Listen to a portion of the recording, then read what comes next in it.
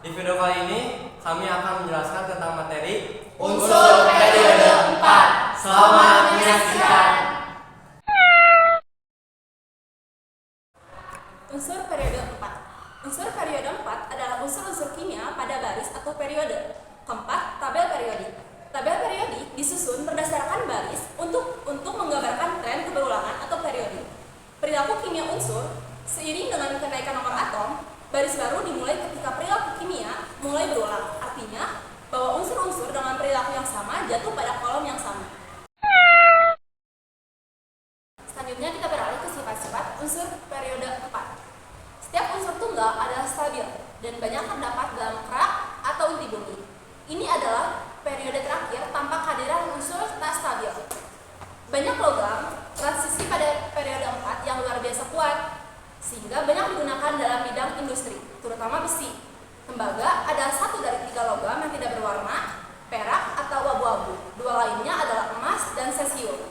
3 unsur yang berurutan dikenal beracun, dengan arsen sebagai salah satu racun yang paling terkenal. Selenium yang beracun bagi manusia juga dalam kadar besar, dan bromin, cairan yang sangat beracun.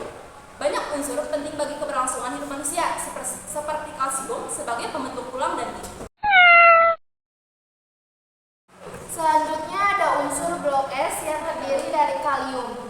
Kalium adalah suatu unsur kimia dalam tabel periodik yang memiliki lambang K besar dan nomor atom 19. Kalium adalah sebuah logam alkali yang ditempatkan di bawah natrium dan di atas rubidium, dan merupakan unsur pertama dari periode 4. Ia merupakan salah satu unsur paling reaktif dalam tabel periodik, sehingga biasanya hanya dijumpai dalam bentuk senyawa. Ia cenderung teroksidasi dengan cepat di udara, sehingga bereaksi sangat cepat dengan oksigen ketika baru terpapar udara. Ketika baru terpapar, ia berwarna agak keperakan, tetapi dengan cepat memudar akibat bereaksi dengan udara. Logam ini cukup lunak untuk dipotong menggunakan pisau dan merupakan unsur kedua dengan massa jenis paling ringan. Kalium mempunyai titik lebur relatif rendah. Ia akan meleleh hanya dengan meletakkannya di bawah api kecil. Kalium juga memiliki massa jenis yang lebih kecil daripada air, sehingga dapat mengapung di air. Selanjutnya ada kalsium. Kalsium adalah suatu unsur kimia dalam tabel periodik yang memiliki lambang Ca dan nomor atom 20. Kalsium adalah unsur kedua dalam periode 4. Antara kalium dan skandium sebagai sebuah logam alkali tanah, kalsium tidak pernah ditemukan di alam karena reaktivitas tingginya antara aku dengan kamu dan kamu dengan air. Unsur tersebut merupakan salah satu unsur yang paling dikenal dan peran biologi paling dikenal dalam seluruh hewan dan beberapa tumbuhan. Penyusun tulang dan gigi dan digunakan dalam beberapa aplikasi sel, seperti sinyal untuk proses seluler. Kalsium dianggap sebagai mineral yang paling melimpah dalam massa tubuh. Selanjutnya ada unsur blok D. Yang pertama ada skandium. Skandium adalah suatu unsur kimia dalam tabel periodik yang memiliki lambang Sc dan nomor atom 21. Skandium adalah unsur ketiga dalam periode 4 antara kalsium dan titanium dan merupakan logam transisi pertama dalam tabel periodik. Skandium cukup banyak terdapat di alam, tetapi sulit dijumpai karena merupakan yang banyak terdapat dalam senyawa tanah jarang yang mana sulit diisolasi unsur-unsurnya. Skandium memiliki sedikit aplikasi komersial karena fakta-fakta tersebut di atas, dan aplikasi utama saat ini hanyalah sebagai bahan logam panduan dengan aluminium. Oke, selanjutnya ada titanium. Titanium adalah suatu unsur kimia dalam tabel periodik yang memiliki lambang Ti dan nomor atom 22. Titanium ini adalah unsur dalam periode 4 antara skadium dan vanadium. Titanium ini merupakan salah satu logam dengan massa jenis yang paling kuat dan paling tahan karat, sehingga banyak memiliki aplikasi, terutama dalam logam paduan dengan unsur lain seperti besi. Oleh karena ini, sifat-sifat tersebut di atas ini banyak digunakan dalam objek pesawat terbang, stick golf, dan objek-objek lainnya yang memerlukan kekuatan tetapi sekaligus harus ringan. Selanjutnya sesudah titanium, di sini ada vanadium. Vanadium adalah suatu unsur kimia dalam tabel periodik yang memiliki lambang V ya. Nomor atom 23. Vanadium ini adalah unsur periodik 4 antara titanium dan krom. Vanadium ini tidak pernah dijumpai dalam bentuk murni di alam ya. Tetapi di umum ditemukan dalam bentuk senyawa. Vanadium ini mirip dengan titanium dalam beberapa hal, seperti tahan karat, tetapi tidak seperti titanium yang lainnya. Ia teroksidasi di udara bahkan pada suhu ruang. Seluruh senyawa vanadium memiliki sekurang-kurangnya beberapa tingkat toksisitas dan beberapa di antaranya sangat toksik. Ya, selanjutnya sesudah vanadium di sini ada kromium ya. Kromium adalah suatu unsur kimia dalam tabel periodik yang memiliki lambang Cr. Dan nomor atom 24. Kromium adalah unsur periodik 4 antara vanadium dan mangan. Kromium ini seperti titanium dan vanadium sebelumnya sangat tahan terhadap korosi dan oleh sebab itu menjadikan salah satu komponen utama baja nikarat. Kromium juga memiliki banyak senyawa yang berwarna dan oleh karena itu sangat jamak digunakan dalam pigmen seperti hijau kru. Oke, di sini selanjutnya ada mangan. Mangan di sini bukan dalam arti bahasa Jawa ya, yaitu makan, tapi di sini mangan dalam unsur periodik 4. Mangan adalah suatu unsur kimia dalam tabel periodik yang memiliki lambang Mn dan nomor atom 25. Mangan adalah unsur dalam periodik 4 antara kromium dan besi. Mangan juga sering dijumpai dalam bentuk bebas di alam. Mangan juga adalah komponen penting dalam baja nikarat mencegah besi berkarat. Mangan juga sering digunakan dalam pigmen, lagi-lagi seperti kromium. Mangan juga ini beracun jika terhirup dalam kadar yang mencukupi dan dapat menyebabkan kerusakan saraf permanen. Selanjutnya ada besi. Besi adalah suatu unsur kimia dalam tabel periodik yang memiliki lambang Fe dan nomor atom 26. Besi adalah unsur dalam periode 4 antara mangan dan kobalt. Besi mungkin adalah unsur periode 4 yang paling terkenal, menjadikannya unsur yang paling jamak di bumi dan merupakan komponen utama baja.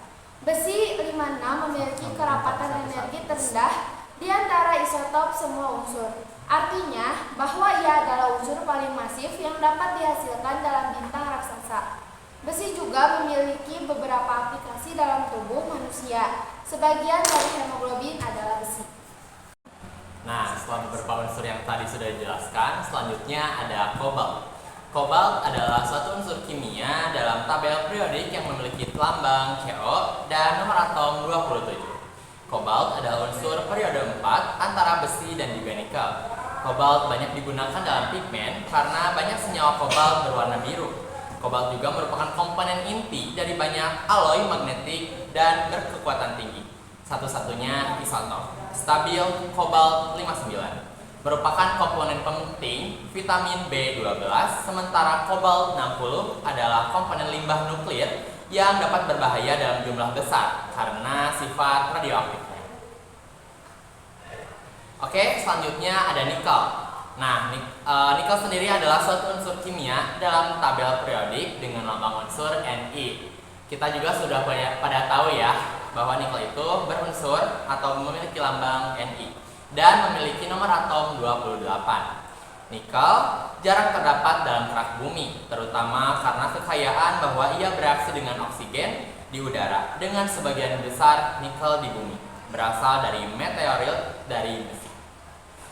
Nikel sangat melimpah di inti bumi bersama dengan besi. Ia merupakan salah satu dari dua komponen utama.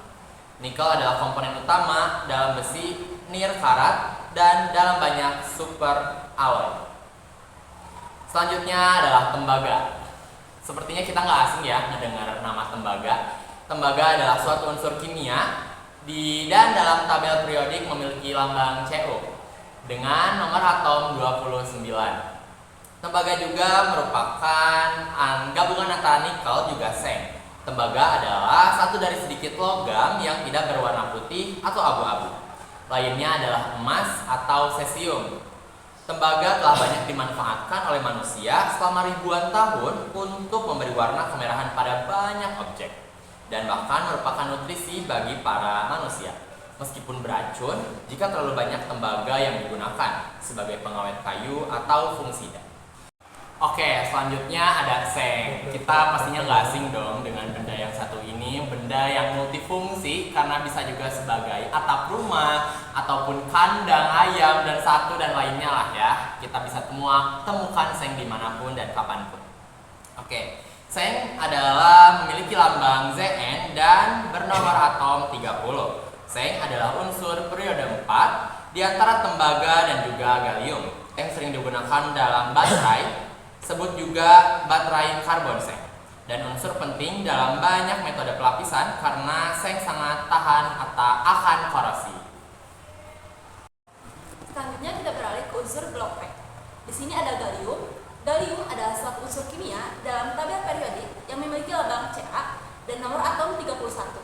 Gallium adalah unsur dalam periode 4 antracite dan germanium. Gallium adalah unsur penting karena memiliki titik lebur sekitar 303 Kelvin, sekitar suhu kamar. Selanjutnya germanium. Germanium adalah unsur kimia dalam tabel periodik yang memiliki lambang Ge dan nomor atom 32. Germanium adalah sebuah unsur dalam periode 4 antara gallium dan arsenik. Germanium seperti silikon di atas adalah komponen penting dalam semikonduktor dan banyak digunakan dalam dioda dan transistor. Dan seringkali juga kombinasi dengan arsenik. Germanium jarang ditemukan di bumi, oleh karenanya termasuk karena terakhir ditemukan. Germanium dalam senyawa dapat mengiritasi mata, kulit, atau lambung. Selanjutnya kita ke arsenik. Arsenik adalah satu unsur kimia dalam tabel periodik yang memiliki lambang As dan nomor atom 33. Arsenik adalah sebuah unsur dalam periode 4 antara germanium dan selenium. Arsenik seperti telah disinggung sebelumnya sering digunakan untuk semikonduktor dalam paduannya dengan germanium. Arsenik dalam bentuk murni dan beberapa alloy sangat beracun bagi seluruh kehidupan multisel. Oleh karenanya merupakan komponen yang umum digunakan dalam pestisida. Selanjutnya kita ke selenium.